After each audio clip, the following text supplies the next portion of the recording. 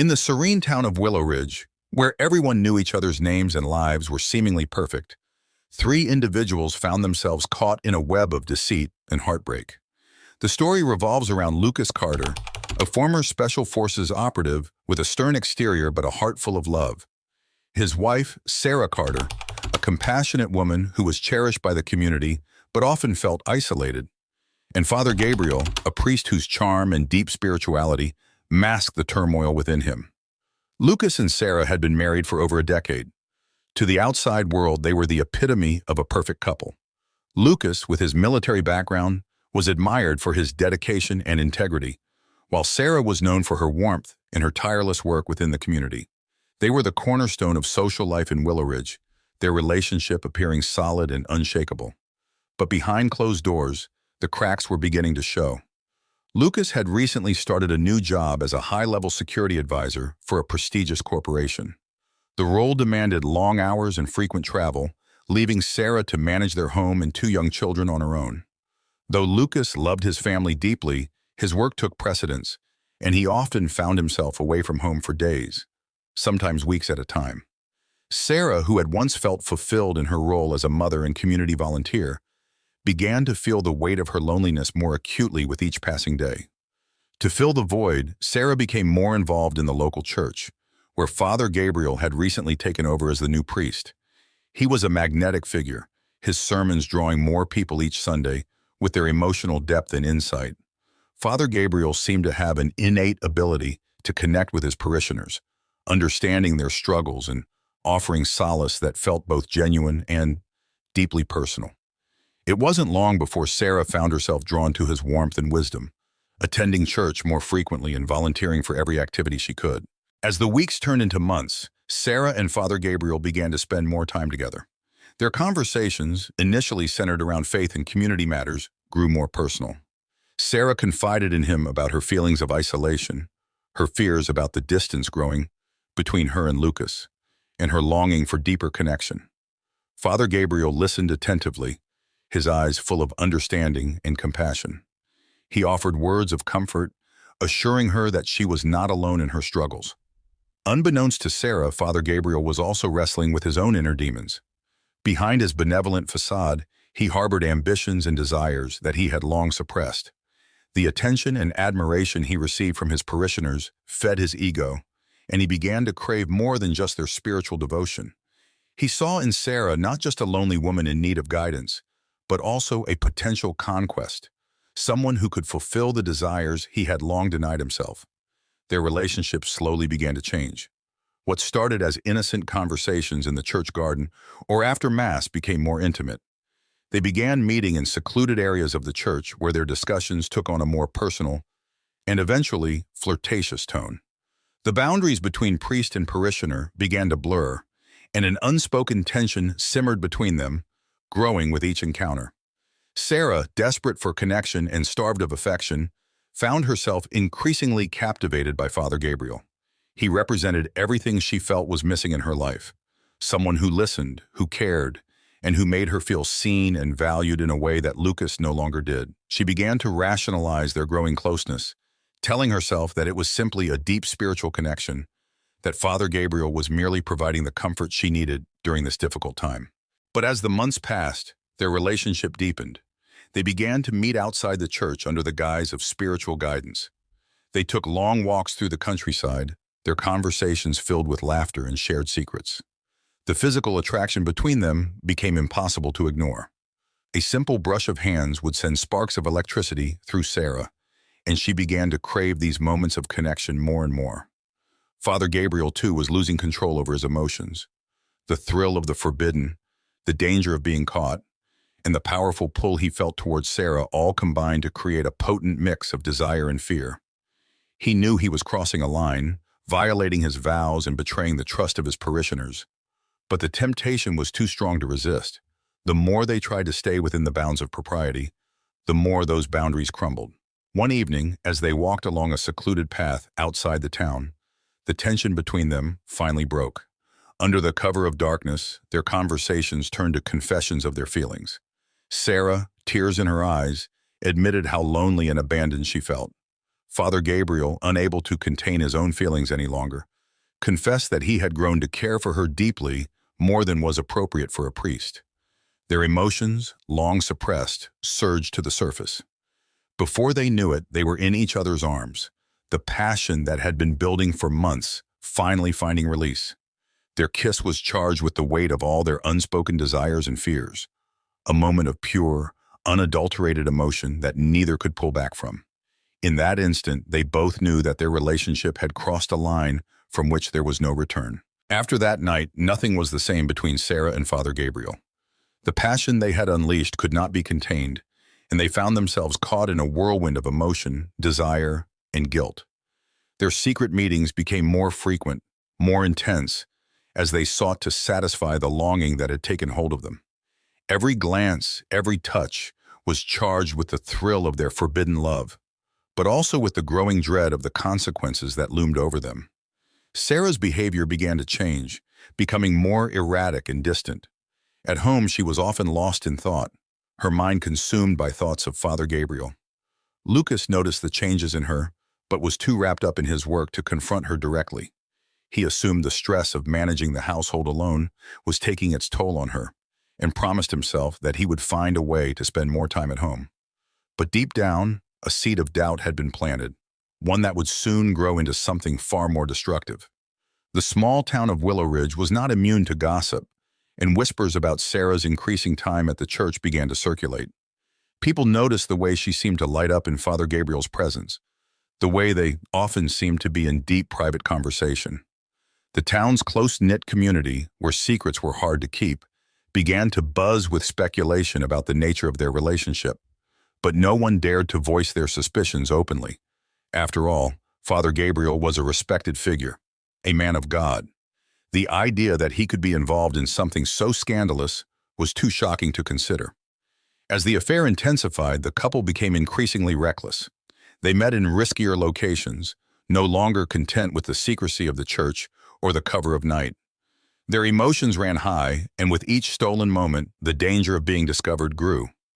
They left behind subtle clues, an overheard conversation, a misplaced note that hinted at their indiscretion. But in the heat of their passion, they dismissed the risks, believing their love was worth any price. Lucas, meanwhile, could no longer ignore the signs that something was amiss. Sarah's late nights, the secretive phone calls, her sudden coldness towards him, it all pointed to the possibility that she was hiding something. His suspicions grew, and he began to piece together the evidence, though the truth was too painful for him to fully accept. He tried to confront Sarah on several occasions, but each time she deflected his questions with vague answers or excuses about church work. The tension between them grew, and Lucas found himself consumed by a sense of betrayal he couldn't yet fully articulate. Father Gabriel, too, was beginning to crack under the pressure. His sermons became more intense, his words reflecting the turmoil within him. He preached about sin and redemption with a fervor that left his congregation puzzled, unaware that his words were as much a cry for help as they were a message for his flock. The guilt of his actions weighed heavily on him, but the thought of losing Sarah was unbearable.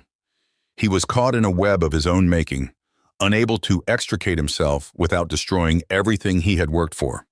The affair took its toll on Sarah as well. She became increasingly torn between her love for Lucas and her passion for Father Gabriel. The guilt of her betrayal gnawed at her, but the thought of ending things with Gabriel was more than she could bear.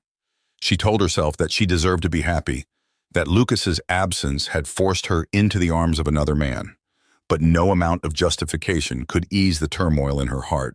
As winter set in, the tension in Willow Ridge reached a boiling point. The gossip that had been confined to whispers behind closed doors began to spill out into the open. Neighbors exchanged knowing glances, and conversations at the local market turned to speculation about what was happening behind the closed doors of the church. The once peaceful town was now a cauldron of rumors and innuendo, and the scandal that had been brewing for months was about to erupt. One evening, as a heavy snow blanketed the town, Lucas made the decision that would change everything.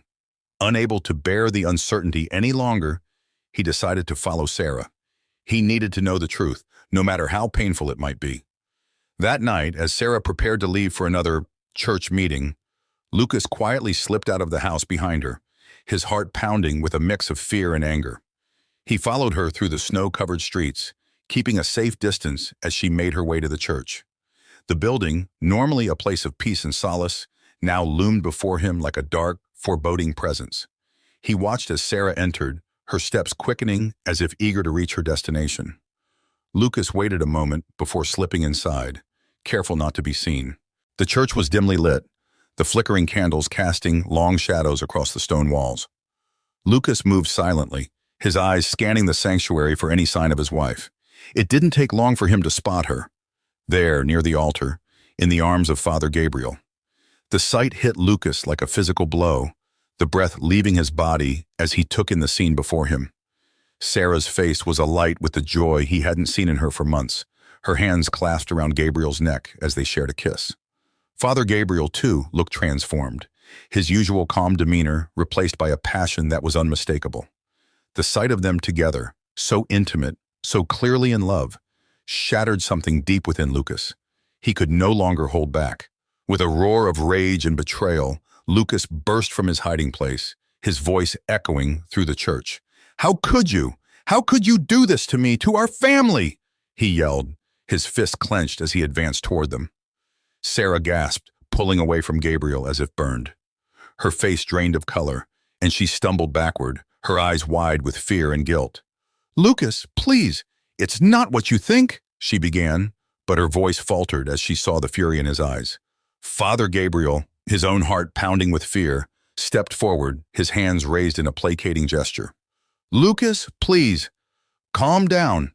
We can talk about this," he said, his voice trembling with desperation. But Lucas was beyond reason, his world crashing down around him as the betrayal he had feared was laid bare before him.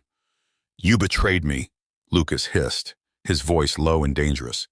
"You betrayed everything we had." The atmosphere inside the church was electric with tension, the air thick with the raw emotion of the moment. Lucas stood frozen in place, the realization of his wife's betrayal hanging over him like a storm cloud, ready to unleash its fury.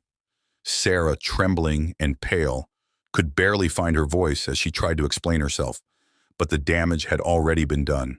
Father Gabriel, usually so composed and confident, was now just as shaken, his thoughts racing as he tried to think of a way out of this impending disaster. Lucas, his mind clouded by anger and hurt, took a step closer to Father Gabriel, his fists clenched at his sides. "You," he spat, his voice dripping with venom. "You were supposed to be a man of God. How could you do this? How could you take advantage of my wife, of my family?" Father Gabriel swallowed hard, his own fear creeping into his voice. "Lucas, please, I never meant for this to happen. I care about Sarah, but this wasn't supposed to go this far. I lost control. We both did." But Lucas was beyond listening. The betrayal, the lies, everything that had been building up inside him now erupted in a wave of rage. He lunged at Father Gabriel, his hand swinging in a wild punch aimed at the priest's face. Gabriel stumbled back, barely dodging the blow, but Lucas was relentless. He grabbed Gabriel by the collar of his robe, shaking him violently. "Lucas, stop!" Sarah cried out, rushing to try to pull her husband away. But Lucas was too strong, too consumed by his emotions. In the struggle, Father Gabriel's back hit the altar, and his hand reflexively reached out to steady himself, his fingers curling around a heavy, ornate candlestick. Desperation taking over, Gabriel swung the candlestick with all his might, connecting with Lucas's head. The dull thud of metal against bone echoed through the church as Lucas staggered back, his hands going to his head as he crumpled to the floor, blood seeping through his fingers. Sarah screamed, her hands covering her mouth as she watched in horror. Father Gabriel stood over Lucas, the bloody candlestick still in his hand, his breathing ragged. The realization of what he had done began to sink in, and he dropped the candlestick with a clatter, his eyes wide with terror. "Oh God! Oh my God, what have I done?" he muttered, his legs giving way as he collapsed to his knees beside Lucas. Sarah rushed to her husband's side, cradling his head in her lap as tears streamed down her face. "Lucas, Lucas, please, stay with me," she begged, but there was no response. Lucas's eyes were glassy, his breathing shallow, and blood pooled beneath him, staining the stone floor of the church. For a moment, there was nothing but silence, the gravity of the situation hanging over them like a pall. But then, as if waking from a nightmare, Father Gabriel stumbled to his feet. We have to get help," he said, his voice shaky. "We need to call an ambulance." But Sarah, still holding Lucas, looked up at him with a mixture of fear and anger. "What have you done?" she whispered, her voice trembling. "This is all your fault. How could you let it come to this?" Father Gabriel took a step back, his mind reeling. He knew there was no coming back from this. The affair had been bad enough, but now Lucas was dying, and it was his fault. The consequences of his actions had spiraled out of control, and there was no way to fix what had been broken. Panic set in. Father Gabriel knew he had to get out of there, had to find a way to escape before the authorities arrived. But as he turned to leave, he was met by the sight of another figure standing in the doorway, the church's caretaker, an elderly man named Mr. Harris, who had come to check on the church before locking up for the night. Mr. Harris stood frozen, his eyes wide as he took in the scene before him, the blood, the unconscious man on the floor, and the priest standing over him. What happened here?" he stammered, but Father Gabriel knew there was no time to explain, no way to make Mr. Harris understand. Without a word, Father Gabriel bolted for the side door, shoving past Mr. Harris and disappearing into the night. Sarah screamed after him, but he didn't look back, his mind consumed with one thought: escape. He ran through the snow-covered streets of Willow Ridge, the cold air biting at his face, but he barely felt it. All he could think about was getting as far away from the church, from Lucas, from the consequences of his sins, as fast as he could. But the town was already stirring. People had heard the commotion, had seen Father Gabriel running through the streets covered in blood. It wasn't long before the police were on his trail, and the manhunt began in earnest. Father Gabriel fled to the only place he could think of, the dense woods on the outskirts of town, where he hoped he could lose himself long enough to figure out what to do next. But the police were relentless, and soon the sound of barking dogs and shouting officers filled the night air, growing closer with each passing moment. Exhausted and desperate, Gabriel stumbled through the underbrush, his mind a chaotic mess of fear and regret. He knew there was no escaping what he had done, but the thought of facing justice, of spending the rest of his life behind bars, was too much to bear. As the lights of the police flashlights cut through the trees, Gabriel knew he had run out of time. Finally, with nowhere left to run, he collapsed in a small clearing, his breath coming in ragged gasps. He could hear the police closing in, their voices growing louder, but he was too tired, too broken, to care. As he lay there, staring up at the sky, he felt the crushing weight of his sins bearing down on him, and he began to sob, the reality of his actions hitting him with full force. When the police finally reached him, Gabriel didn't resist. He let them handcuff him, let them drag him to his feet and lead him away. He didn't fight as they read him his rights, didn't say a word as they shoved him into the back of a patrol car. He was numb, his mind empty of everything except the image of Lucas lying on the church floor, his life slipping away because of Gabriel's weakness. The trial was swift, the evidence overwhelming. Gabriel was sentenced to life in prison without the possibility of parole. As he sat in his cell, day after day, the memories of that night haunted him, a constant reminder of the life he had destroyed, the people he had hurt. The man who had once been a respected priest, a pillar of the community, was now nothing more than a broken soul, condemned to spend the rest of his life in darkness. Meanwhile, the town of Willow Ridge tried to heal, but the scars left by Gabriel's betrayal ran deep. The church, once a place of solace, now stood as a grim reminder of the darkness that had briefly consumed their town. And Sarah, who had once sought comfort in the arms of another man, was left to pick up the pieces of her shattered life, haunted by the memory of her husband's final moments and the choices that had led them there. The story of Lucas, Sarah, and Father Gabriel became a cautionary tale in Willow Ridge, a reminder of how even the most seemingly perfect lives can be torn apart by secrets and lies. And as the years passed, the town slowly began to move on, but the memory of that tragic night would never be forgotten.